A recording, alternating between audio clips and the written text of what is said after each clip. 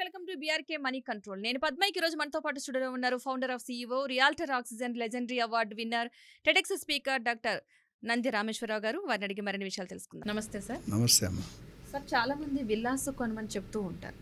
అలా విల్లాస్ కొనటం మంచిదేనా? ఎందుకు విల్లాస్ మీద పెట్టుబడి పెట్టమని అంటుంటారు? విల్లా కొనుక్కోవాలా, ఫ్లాట్ కొనుక్కోవాలా, ప్లాట్ కొనుక్కోవాలా, ఫామ్ ప్లాట్ కొనుక్కోవాలా పెద్ద సబ్జెక్ట్. సింపుల్గా చెప్పడానికి ట్రై చేస్తాను.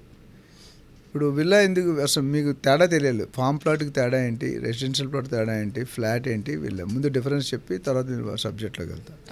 ఫామ్ ప్లాట్ అనేది కన్స్ట్రక్షన్ పనికిరాదు, అది ఓన్లీ ఫార్మింగ్. డైన్ కన్వెన్షన్ నాగార్జున గారు ఎరగొట్టారు. అప్పుడు ఆయన పర్మిషన్లు ఉన్నాయి మీకు తెలుసా, కానీ ఎరగొట్టారు. ఎందుకు ఎరగొట్టారంటే అది పర్మిషన్ ఫార్మింగ్కి ఉంది, నాట్ ఫర్ కమర్షియల్ యాక్టివిటీ, అందుకే కోలుగొట్టారు. రెసిడెన్షియల్ అనేది G+2 G+ ఏరియా బట్టి, సైజ్ ఆఫ్ ద ప్లాట్ బట్టి ఇల్లులు కట్టుకోవచ్చు. ఆ రెసిడెన్షియల్లో హైట్ హౌస్ ఫ్లాట్లు కట్టుకోవచ్చు, లేదా ఇండిపెండెంట్ విల్లాస్ కట్టుకోవచ్చు.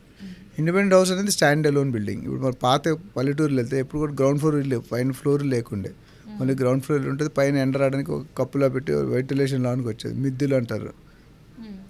సో అట్లా ఇక్కడ ఇప్పుడు అలా ఆ కల్చర్ పోయింది, మల్టిపుల్ ఫ్లోర్స్ వస్తున్నాయి, అది హై రైజ్లోకి వెళ్తుంది. అదే ఫ్లాట్లు అనుకోండి 30 floor 50 floor 60 floors వేస్తున్నారు. సో విల్లా కొనుక్కుంటే, ఇప్పుడు మీరు ప్లాట్ కొనుక్కుంటే అప్రిషియేషన్ ఫాస్టర్ ఉంటుంది. ఎందుకంటే ప్లాట్లో సెకండ్ హ్యాండ్, థర్డ్ హ్యాండ్ అని ఓన్లీ ఒకటే ప్లాట్ వర్జినే ఉంటుంది. ఫ్లాట్లో సెకండ్ హ్యాండ్ ఉంటుంది, విల్లాలో సెకండ్ హ్యాండ్ ఉంటుంది. Second hand means depreciation, value పడిపోతుంది. ఇప్పుడు కారు ఉంది, మీరు బెంజ్ కారు కొనుక్కున్నారు, షోరూమ్లో ఎవరు కొని రేపు తీసుకెళ్ళండి, ఎంత ఇస్తాడు చెప్పండి? తగ్గించే తీసుకోవాల్సి వస్తుంది, 50% కూడా ఇవ్వడాడు. కార్ అనేది ఒక 10 years కంటే ఎక్కువ వాడుకోవచ్చు. 15 years 10 yearsకి జీరో అయిపోద్ది వాల్యూ. ఇవాళ మీరు ₹1,00,00,000 కొంటే 10 years దాని వాల్యూ, బుక్ వాల్యూ జీరో. అంటే ఎవ్రీ ఇయర్ దాని బతుకు 10% తగ్గిపోతుంది. ఫ్లాట్లో కూడా అంతే, విల్లాలో 50. ప్లాట్లో అసలు డిప్రిషియేషన్ అనేది ఓన్లీ అప్రిషియేషనే ఉంటుంది. విల్లా వచ్చేసరికి 50% అప్రిషియేషన్, 50% డిప్రిషియేషన్. ఎందుకు? సగం ల్యాండ్ ఉంటుంది, సగం కన్స్ట్రక్షన్ ఉంటుంది. ఇండిపెండెంట్ హౌస్ విల్లా అనేది ఫ్లాట్ అనేది ఒక పార్ట్ ఆఫ్ ది ల్యాండ్ వస్తుంది. మీరు హై రైజ్ కొనుక్కుంటే ఇప్పుడు ఒక 2 ఎకరాలు 30 floors వేస్తారనుకోండి, 30 floorలో మీ ల్యాండ్ ఎంత వస్తుంది? 10 గజాలు 20 గజాలు వస్తుంది. ఇక్కడ 300 గజాలు 400 గజాలు వస్తుంది. సో కానీ కాస్ట్ వైజ్ చూసుకుంటే ప్లాట్ అన్నిటికంటే చీప్ ఉంటుంది, ఫ్లాట్ కొద్దిగా చీప్ ఉంటుంది, దాని మీద ఎక్కువ ఉంటుంది. ఇండిపెండెంట్ విల్లా ఎక్కువ ఉంటుంది.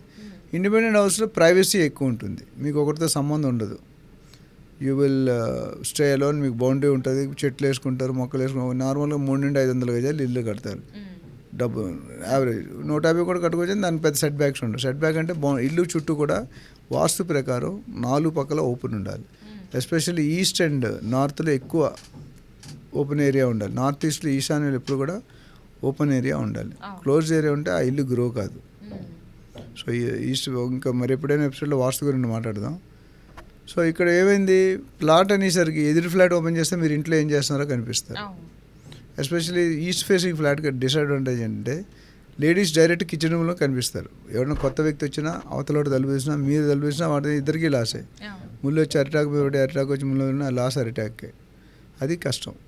సో ఈస్ట్ ఫేసింగ్ ఆ డిసడ్వాంటేజ్. ఫ్లాట్లో అంటే నాయిస్ ఉంటుంది, డిస్టర్బెన్స్ ఉంటుంది, వాడు నచ్చపోవచ్చు, మీకు వాడు తాగుబోతు అయి ఉండవచ్చు, లేకపోతే డీజే పెట్టుకోవచ్చు, సౌండ్ పొల్యూషన్ ఉండొచ్చు, నాయిస్, ఫ్రెండ్స్ ఎక్కువ మంది రావచ్చు, చెప్పులు నీట్గా పెట్టకపోవచ్చు, ఇవన్నీ ఉన్నాయి. కానీ గేటెడ్గా ఉంటే అమ్యూనిటీస్ ఉంటాయి. విల్లాస్లో కూడా అమ్యూనిటీస్ ఉంటాయి, but value wise villa minimum 3-4 కోట్లు పడితే విల్లా దొరుకుతుంది. ఫ్లాట్ అనేది 50 లక్షల ₹1,00,00,000 కూడా దొరుకుతుంది. సో ఇక్కడ కూడా మీరు అనుకోవచ్చు, సార్ అడిగిన దానికి ఏది స్టేట్ చెప్పారంటే పాసిబిలిటీస్ అట్లా ఆప్షన్స్ ఉన్నాయి. నువ్వు డిగ్రీ చదవాలంటే BSc చదవచ్చు, BCom చదవచ్చు, BA చదవచ్చు, ఇక పొలిటికల్ చదవచ్చు, BBA చదవచ్చు. అది మీ ఇష్టం కూడా ఉంటుంది. నేను చెప్పలేను ఇది చేయమ్మా ఇది చేయకూడదు నేను చెప్పలేను కదా. ఇక్కడ కూడా ఏంటంటే విల్లా కొనుక్కునేవాడికి డబ్బు శక్తి ఎక్కువ ఉండాలి, ఆడు ప్రైవసీ ఇంపార్టెంట్. నేనున్నాను అనుకోండి, నాకు ఫ్లాట్స్ ఇష్టం లేదు నా వరకు, అందుకని ఇండిపెండెంట్ నా ఫ్లోర్లో ఎవరు ఉండకూడదు, ఒక ఫ్లాట్ కొను. అదే కొంతమంది జనంతోనే పనిచేస్తారు, బిజినెస్లో ఉన్నాను వాడు జనం ఉండాలని కోరుకుంటాడు, అందుకని ఆ బిజినెస్ చేసుకోవచ్చు అని. ప్లాట్ అనేది అంటే లాంగ్ టర్మ్, మీ అమ్మమ్మ మీ నాన్నమ్మ మీకు ఇస్తాను. మా మనవరాలు ఇప్పుడు 5 సంవత్సరాలు ఉంది, ఒక 20 సంవత్సరాలు తెస్తే అది ఒక ₹2 కోట్లు పెడితే ఒక 5 కోట్లు 10 కోట్లు అవుతుందని పెడతారు. సో ఆ పర్పస్ వేరు, ఫ్లాట్ పర్పస్ వేరు. ఫార్మింగ్ అనేది ఫామ్ ప్లాట్స్, ఫామ్ హౌస్ కట్టుకొని ఎంజాయ్ చేయడం, మొక్కలు భార్య పిల్లలతో వీకెండ్ వెళ్ళి అక్కడ నైట్ స్టే చేసి స్విమ్మింగ్ పూల్ చేసుకొని షటిల్ కోట్ పెట్టుకొని ఇవన్నీ ఆడుకొని అదొకటి. సో 4 పద్ధతులు వేరు, ప్రైసింగ్ వేరు, బడ్జెట్ వేరు, విధానం వేరు, లొకేషన్ వేరు. విల్లా అనేది ఇప్పుడు ఇండిపెండెంట్ వచ్చి ఇక్కడ కొనలేరు. బంజారాలో 8-10 కోట్లు ఉండాలి, మనం కొనగలం, మనం కొనలేం. అదే మీరు మోకిలా దాటి మోకిలాలు వెళ్ళిపోయారు అనుకోండి, 3-4-5 కోట్లు దొరుకుతుంది. ఇక్కడ 10 కోట్లు 3-4 కోట్లు, సైజ్ కొద్దిగా ఇంచుమించు కొద్దిగా పెద్దగా ఉంటుంది. ఇంకా మీరు బాలానగర్ లేదా జడ్చర్లు వెళ్ళిపోయారు అనుకోండి, చాలా తక్కువ 50 లక్షలు ఇండిపెండెంట్ హౌస్ వచ్చేస్తుంది. బట్ అక్కడ రోజు రావడానికి కన్వీనియన్స్ ఎంత అవుతుంది? అదేవిధంగా మీరు మీ అత్తగారు మామగారు ముసలివాళ్ళు ఉండి పిల్లలు చిన్నవాళ్ళు ఉండి సిటీలో చదువుకుంటే మీరు అక్కడ కట్టుకొని ఉండలేరు. హాస్పిటల్ కావాలంటే ఎక్కడికి వస్తారు మీరు? అక్కడ లోపల పేషెంట్ గ్యారంటీ ఉండదు. సో ఇవన్నీ కూడా మీ కండిషన్స్ బట్టి ఉంటుంది. పిండి కొలిది రొట్టి, జిత్నా ఆట ఉత్నా రొట్టి, జిత్నా పేడ్ ఉత్నా హవా. సో దాన్ని బట్టి అందుకని మీరు డెసిషన్ తీసుకోలేరు కాబట్టి రియల్ ఎస్టేట్లో. So always better to appoint real estate consultant, professional real estate owner who has a background of 10 to 20 years experience in that particular area, in that particular segment.